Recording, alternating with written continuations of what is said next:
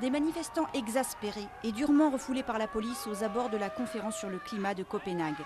À l'intérieur, ambiance morose parmi les participants qui ne s'interdisent même pas de parler d'échecs à 3 jours de la fin des négociations. Il reste beaucoup à faire et je dois dire que les participants sont encore bien loin d'un accord sur un grand nombre de questions. Pendant toute l'année écoulée, mes homologues m'ont demandé pourquoi les États-Unis n'en faisaient pas davantage. Et ce que j'ai à dire, c'est que les États-Unis en font beaucoup. Les États-Unis et la Chine, parmi les plus gros pollueurs de la planète, sont sous le feu des critiques. Pour le moment, ils refusent de s'aligner sur les chiffres annoncés par les Européens pour les réductions d'émissions de gaz à effet de serre. Les pays industrialisés ne sont pas prêts à aller aussi loin que ce que recommandent les scientifiques sur la réduction des émissions. Si les ministres de l'Environnement prennent cette direction, cela nous amène droit vers des conséquences catastrophiques.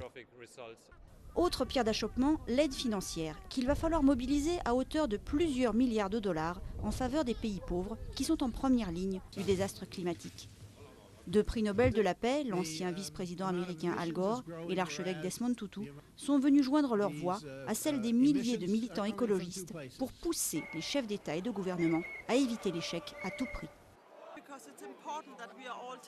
C'est important de participer à ce qui est en train de se passer, pour nous-mêmes, pour nos enfants et aussi pour les politiciens, pour leur montrer que nous sommes nombreux à nous rassembler.